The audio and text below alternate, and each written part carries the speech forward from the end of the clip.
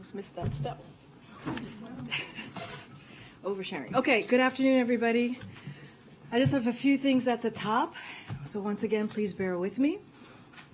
President Biden has done more than any prior president to tackle the climate crisis, and today he's making clear that he's not done yet. In the Rose Garden this afternoon with environmental justice leaders and climate advocates, President Biden will sign an executive order making environmental justice part of the DNA of every federal agency. His order will mean cleaner air and water, reduced risk of asthma and cancer, and better access to safe and affordable housing and clean transportation for communities across the country. The president's bold climate and environmental justice agenda could not stand in starker contrast to the dangerous proposals MAGA House Republicans are putting forward. As you can see from the slide behind me, here you go. While President Biden is fighting to clean up toxic pollution and lower costs through clean energy tax credit, Speaker McCarthy unveiled a ransom note holding our economy hostage. It's a 320-page plan to kill jobs, fill our cities with smog, and give asthma to our children. The proposal would repeal the Inflation Reduction Act's green energy tax credit, sending thousands of jobs back to China. It would make it easier for oil companies to use toxic chemicals that cause severe burns, damage people's eyes, and quite literally melt bones.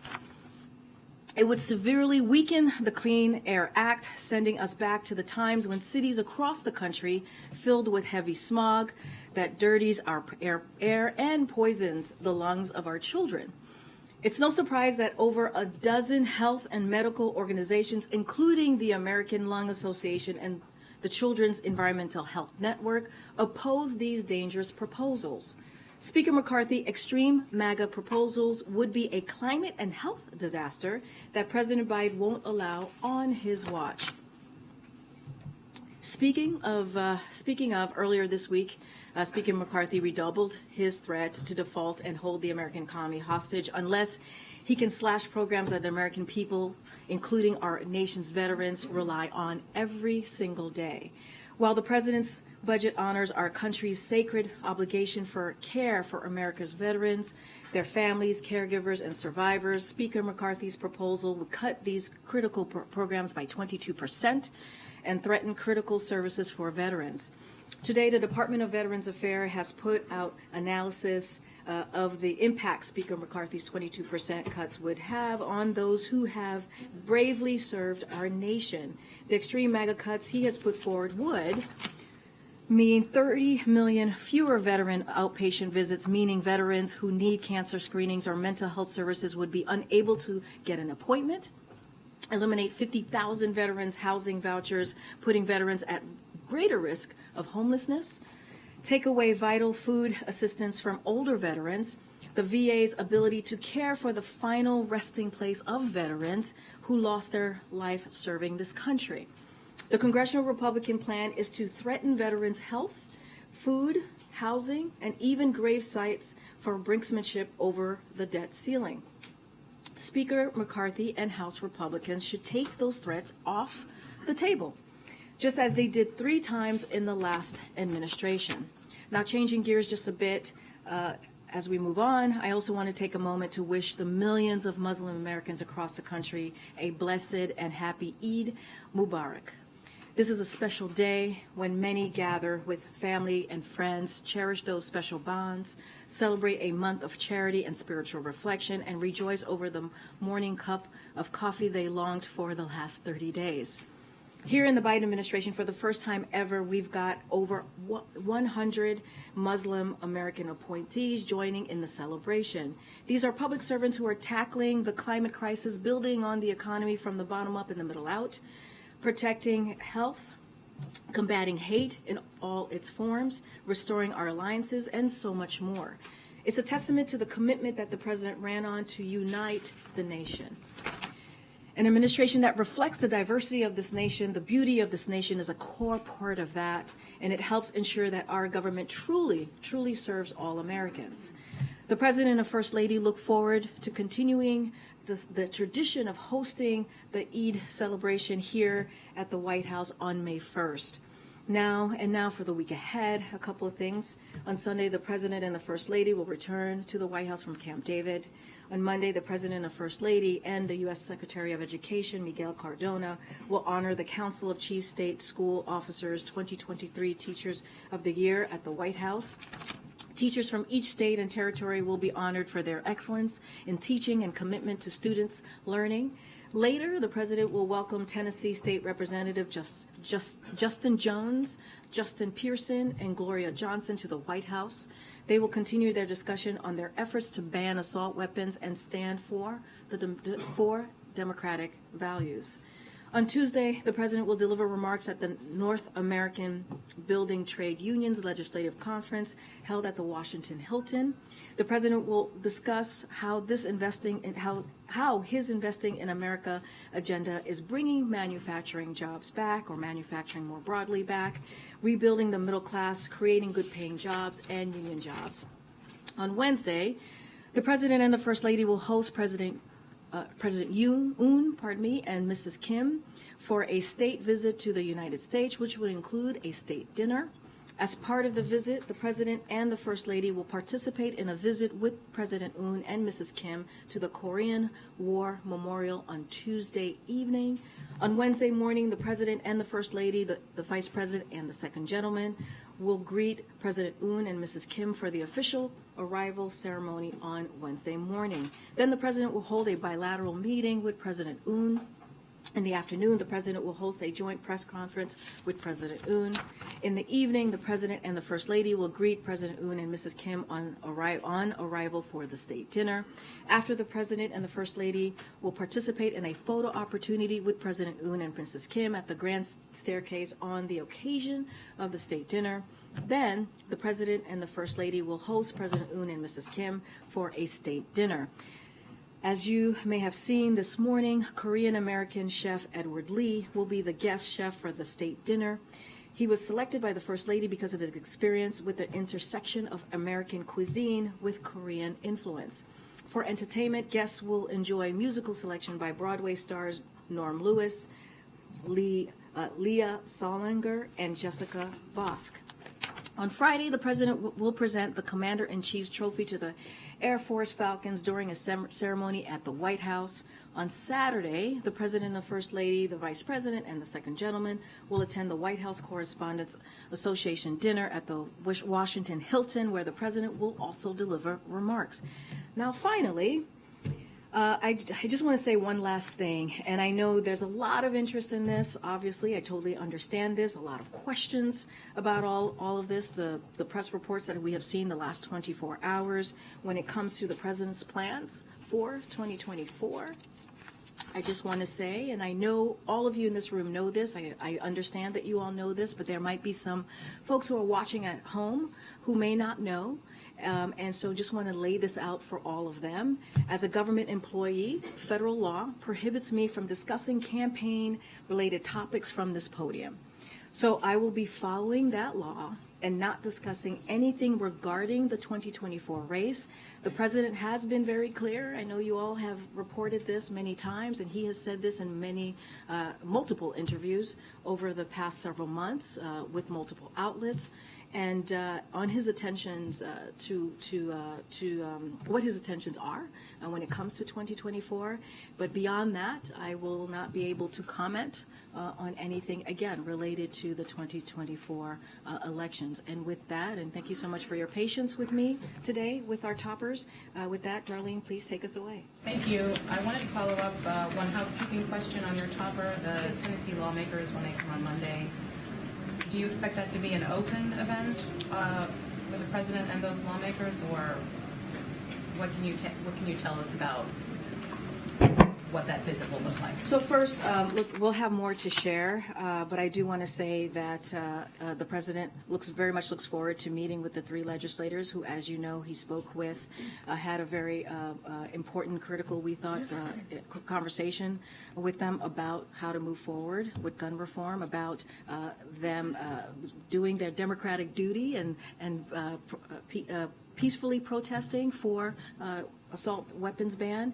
And what we saw happen to the three of them, as you heard the president say, as you have heard me say, it was undemocratic when they were expelled and essentially ousted out of their seats. And it was also an attack on our democracy. And so what you'll see is the president sitting down with these three legislators, having a conversation on how to move forward, with common sense gun reform, how to move forward on protecting our communities, our kids, our churches, and he will hear them out, and he looks forward to having that conversation, and we'll have more on what that will look like, and if there will be any availability for all of you to kind of experience or see that meeting. I just don't have anything at this time. And on Sudan, I wanted to follow up on something that John Kirby said when he was here yesterday and also this morning in his virtual panel, which is that Americans should have no expectation of a U.S. government coordinated evacuation at this time, and we expect that's going to remain the case.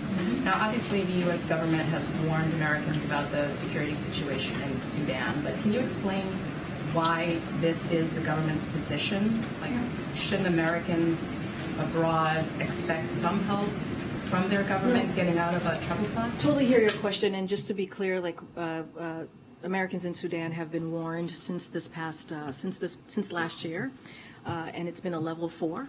The State Department, as you know, they tend to give the warnings to Americans abroad on what's happening on the situation, and so it is not our standard procedure to evacuate American citizens living abroad. Afghanistan was a unique situation for many reasons, including already hosting a significant military presence and ending a 20-year conflict. The Afghanistan evacuation was not the norm, as you all know, and many of you have reported that. So, for example, in Libya, Yemen, and Syria, we do not provide large-scale evacuations for American citizens and LPRs, even as those government collapsed.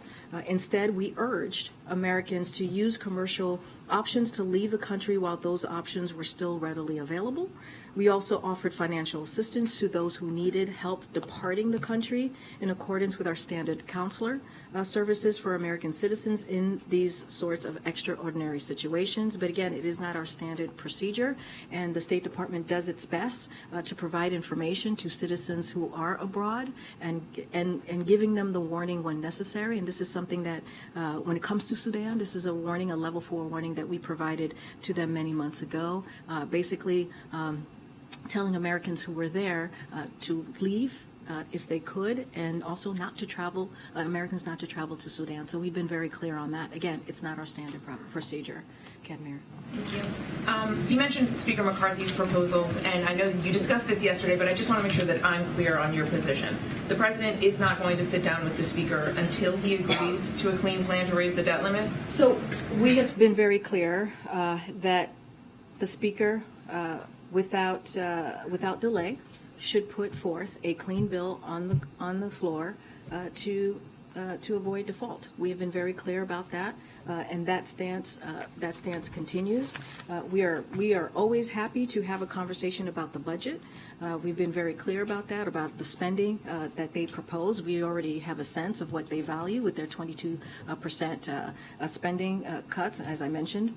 Veterans, when it comes to veterans, education, Meals on Wheels, and a host of extensive other programs that will really hurt Americans. Americans really rely on these programs to make their ends meet. And so we're going to continue to analyze that, and we'll have more to share. But clearly, as I laid out at the top, we are clearly doing a deep dive on these different programs. But we need to see them put this raise the debt ceiling, avoid a default, and not put our economy or take the American economy hostage. And we've been very clear about that. I'm just trying to get a sense of what you need to see to have this conversation between the president and the speaker, because you've said you're happy to talk about the budget. The president, or the speaker, has now put out what appears to be the closest thing he's going to get to putting out a budget. So what are you waiting for? So what we're waiting for is for them to avoid default. What we're waiting for House Republicans is to put that on the floor so that we can avoid default. So that's what we want. Conversation until they put out that. We've been very clear about that. We do not want to negotiate on this. We want to make sure that they do what they did the last 3 times and avoid default. They need to put that bill put a clean bill on the floor so that they do not continue to hold the American economy hostage. And that's what they're doing, which will have dangerous consequences for not just our economy, for the American people. So that's what we want them to do. And no talking until then. Look, they need to do that, and then we can go ahead and have a conversation about the budget. And just one quick one, since you did the week ahead. Does the president have any plans to mark the 4th anniversary of his announcement of his 2020 campaign?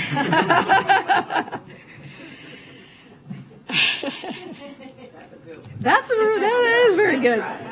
I had to try. I don't have anything else beyond the week ahead that I just laid out, but I really appreciate the effort. That was very good. Yes. Who will be able to address questions about 2024? Well, don't have anything to say about 2024 either way. It's not going to come from here, from this podium, as I have stated, and so I'm just going to leave it there. Has the president now ordered the evacuation of American diplomatic personnel from Sudan? What's the status of that? So I know that the Admiral took some questions on this earlier, and so when it comes to the diplomats and the embassy, we have, as you all know, and you've heard me say this, we have no higher priority than the safety of our U.S. government personnel and their families overseas, and we have made very clear to both sides that any attacks, threats, or dangers posed to our diplomats are totally unacceptable. As you heard from the Department of Defense, U.S. Africa Command is monitoring the situation and conducting prudent planning for various contingencies.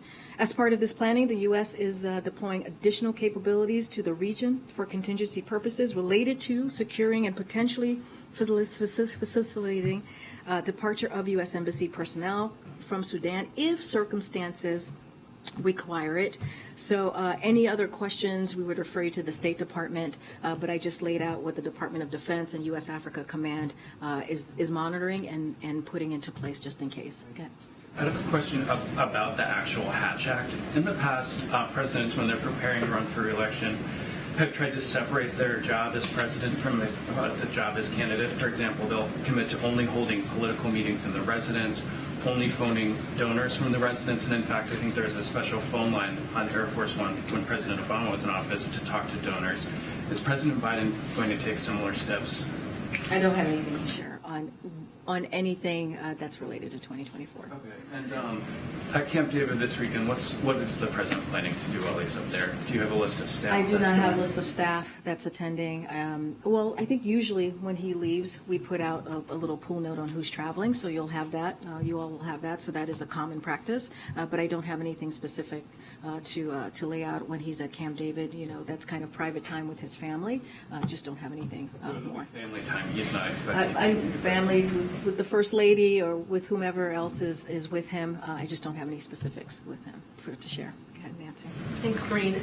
Can you give us some details on what the White House is doing to try to win over this group of moderate Senate Democrats, Senator Tester, Senator Sinema, Senator Kelly, Senator Manchin, who are still on the fence about Labor Secretary nominee Julie Su?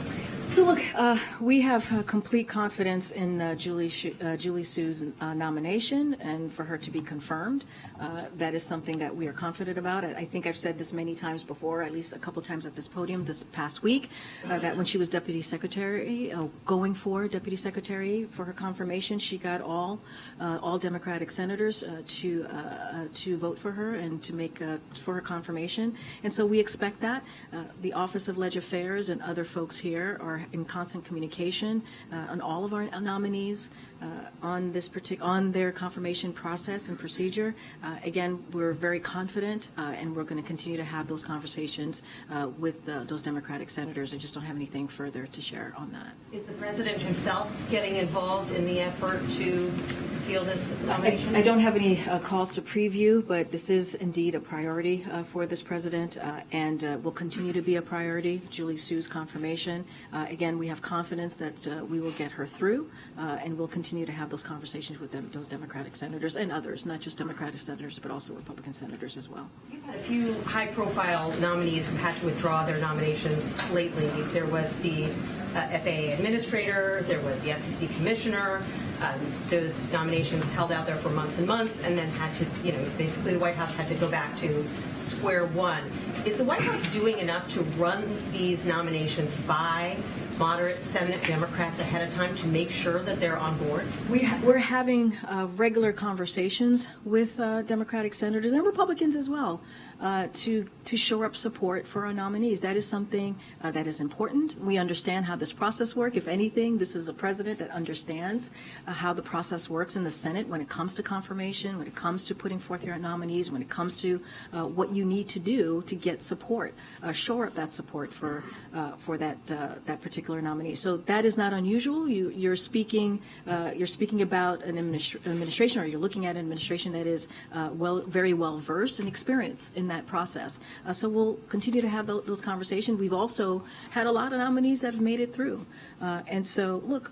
We're going to be optimistic about this. We're going to continue to do that outreach to senators on the Hill. We think Julie Su is the right person for this job. As you know, she worked alongside the former Labor Secretary, and they were part of creating record jobs, right? That we've seen in the first 2 years of this administration, more than 2.5 million jobs, and so we are going to do the work to get her through. Okay. Thanks, Karine. New York City Mayor Eric Adams said he was visiting the White House today to meet with White House officials. He's been vocal in wanting more support from the administration on migrants who've been transported to New York City. Do you know if that came up in his meetings, or any more details about what he was here for today? So I don't have details on what came up in the meetings. I could tell you that he met with our Chief of Staff, Jeff Zients. He also met with Julie Rodriguez today, and he is going to be having a meeting, if it hasn't occurred yet, with Secretary Yellen this afternoon. And as you know, it coincides with the meeting of mayors here at the White House, and followed by a meeting with FEMA administrators. So he is going to be FEMA administrator, Chief of Staff, Julie Rodriguez, Secretary Yellen. So he has a host of meetings with certain members of the president's White House and administration. Just don't have anything further to read out. And I'm sure a range of issues will come up, and he is a partner on many issues that are important to this president. I have another one that's a bit off the beaten path, but Oh, it's on the Washington Commander sale. You do have a role here, so let me lay it out. Oh my goodness. The team has long wanted a new stadium at the RFK site, which is on federally owned land, but there's been an obstacle for that to happen because of the scandal-plagued ownership of Daniel Snyder. So now that is coming to a close, is the White House supportive of transferring that land to the city to open the door for a new stadium? So I would have to take that back to the team. I was not tracking for the use of federal land, so I would have to get back with the team and get an answer to you.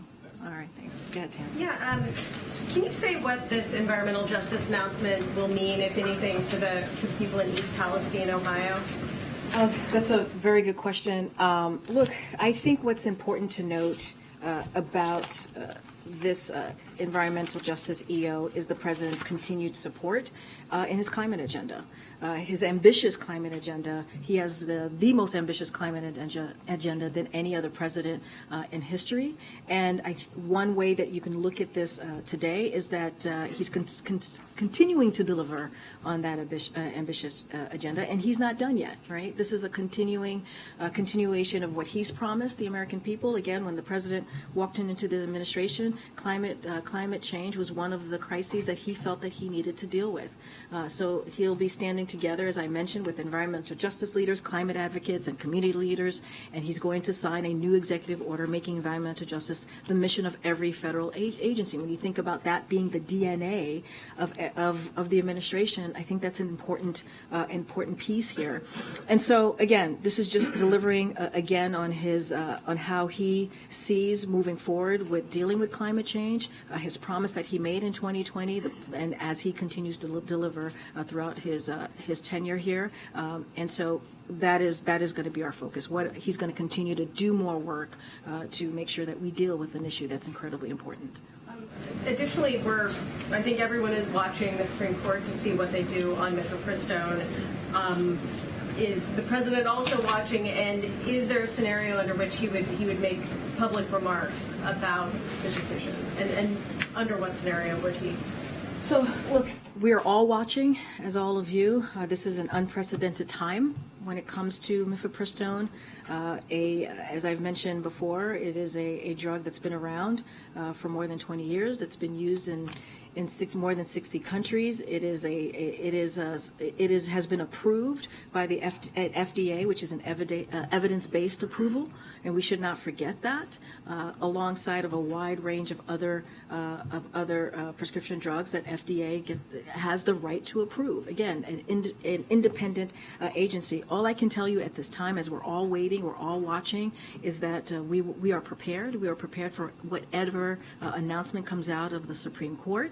And if need be, we are prepared also for a long legal battle. That is our commitment and our promise to the millions of women across the country. The president has been very clear. This administration has been very clear. We are going to continue to fight for women's reproductive rights. Are we likely to see the president speak on this? I just don't have anything to share. We're waiting to see what the announcement's going to be, what the outcome of the Supreme Court decision will be, and so I don't want to get ahead of that. I just don't have anything to share for this weekend. And yeah, go ahead. Thank you, Karine. I'd like to ask you about a report from earlier this week about Canada informing NATO officials that it will never meet the Alliance 2% defense target. Is the president worried for the security in the Arctic in a reality where Canada obviously cannot fill up its obligations? So let me first say that United States and Canada have a close defense partnership. You saw the two leaders together just recently in Canada. So we're committed partners in NORAD, the only binational military command in the world, and we're closely working together to meet the threats and challenges that we face. And so during that meeting in Canada between the two leaders in Ottawa just last month, both leaders committed to invest in the modernization of NORAD, including enhanced domain awareness in the Arctic to protect our citizens and sovereign territory. The joint statement that was released with Canada during the visit contained a number of specific investments Canada is making in its defense infrastructure. So certainly I would point you to that joint statement. The two leaders also underscored the importance of investment in modern, ready, and capable forces under the 2014 Wales Summit Defense Investment Pledge in the face of global threats. So again, they have a close defense partnership, and they're both committed. Has the president lost hope, though, Karine, of a strong Canadian involvement in Haiti to bring some sort of stability, to take a more active role to bring some sort of stability? So look, as you know, that conversation came up during the meeting as well. This is something that the president addressed as well in Ottawa when they did their conference. We've made it clear that we believe the security and humanitarian situation in Haiti is worsening, and the situation on the ground will not improve without armed security assistance from international partners.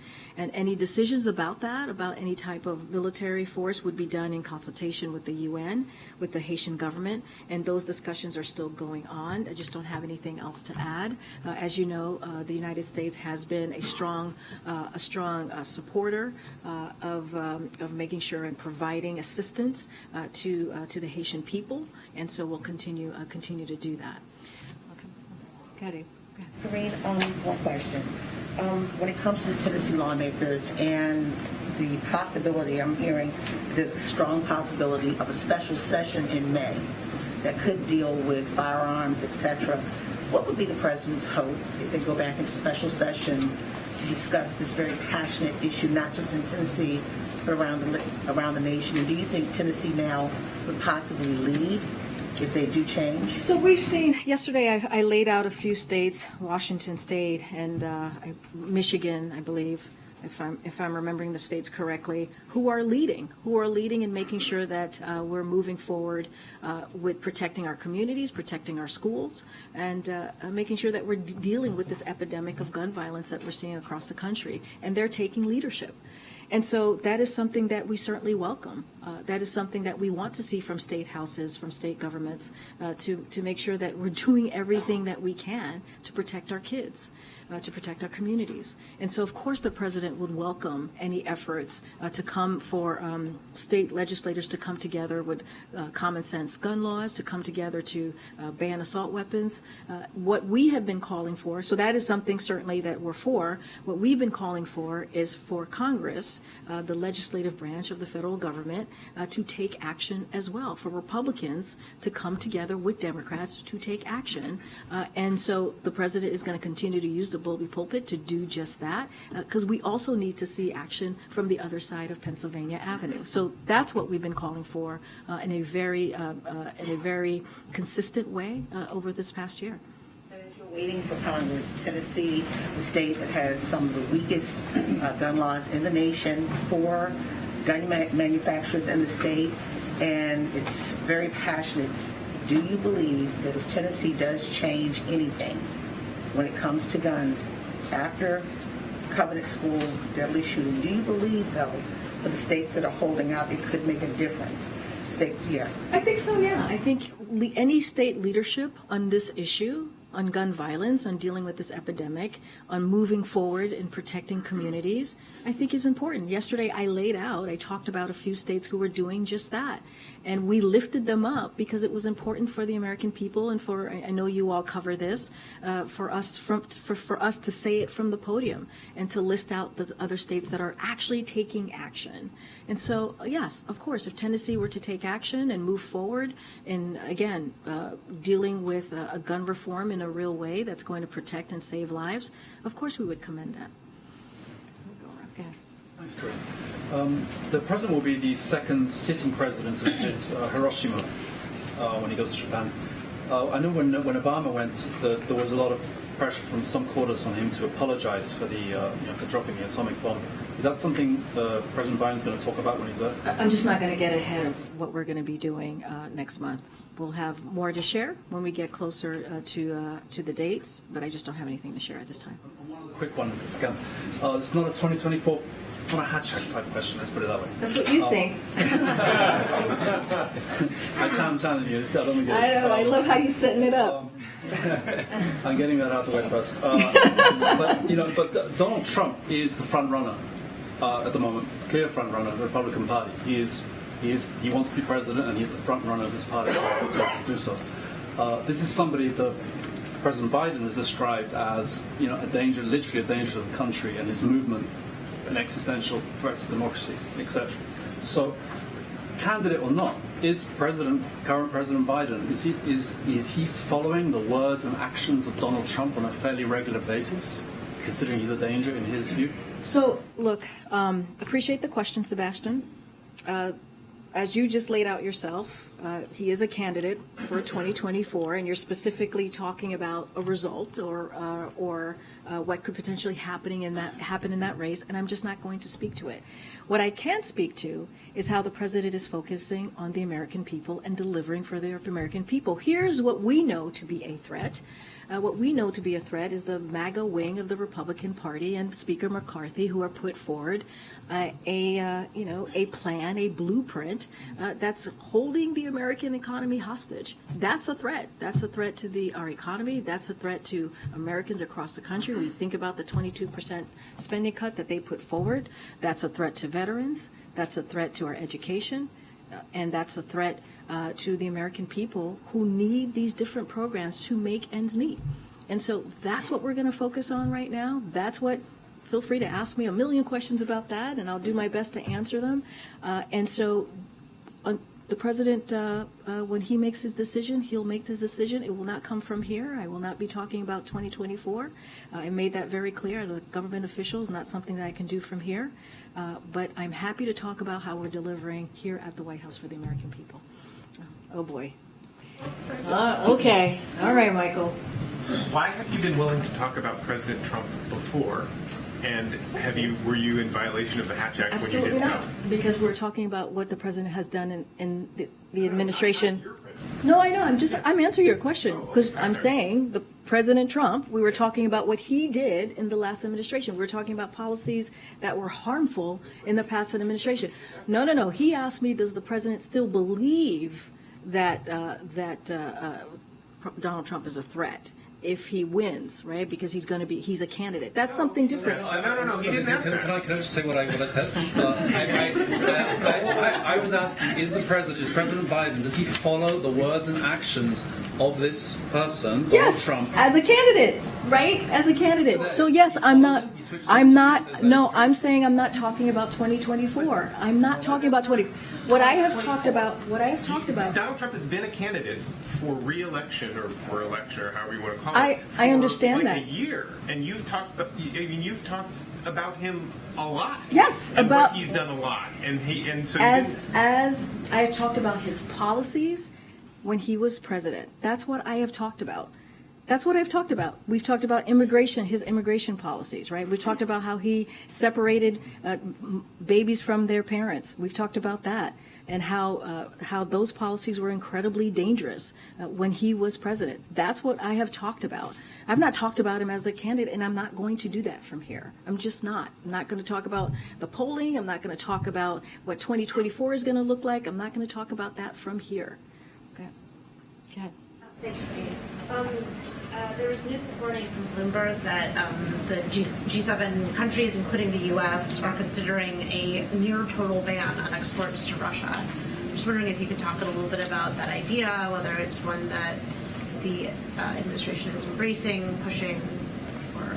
Yeah. So we're committed to holding Russia accountable. That's something that we're committed to doing here, and in coordination with our G7 partners, have put in place the largest set of sanctions and export control actions ever imposed on a major economy. These actions have had a significant impact, undercutting Russia's ability to find and fight its unjust war. Don't have any new measures to announce today at this time, but you can see from many of our G7 statements that we are committed to continuing to hold Russia accountable and supporting Ukraine as long as it takes, and that's going to continue to be our commitment. Go ahead, Michael. Thanks, Karine. Yesterday, Secretary Mayorkas said that the administration next week will announce a new border security policy in anticipation of a surge in migrants in May. So I'm wondering what you can tell us about that, what we can expect, and specifically, does the administration plan to resume the detention of parents and children who cross the border together as a family? So the State Department and the Department of Homeland Security will have more to share on this soon. So don't have timing on that or detail to provide at this time. As you know, earlier this year, back in January, the Department of Homeland Security did put forth what their continuing implementation plan was going to be, and they announced it again earlier this year. And the way that we see it is the plan is working. We see the data of making sure unlawful immigration goes down, and again, we've seen that in the numbers. But as far as any plans, future plans, that should be out soon. In terms of the detention of families, is that something that is on the table? Again, they'll have more to share later on. I just don't have anything to announce at this time. Good, Karen. Thanks, Karine. You had talked earlier this week about the president's call to Ralph Yarl and his family. Has the president reached out to any of the other families or the victims of some of these shootings that have happened recently for these seemingly innocent mistakes that they have made?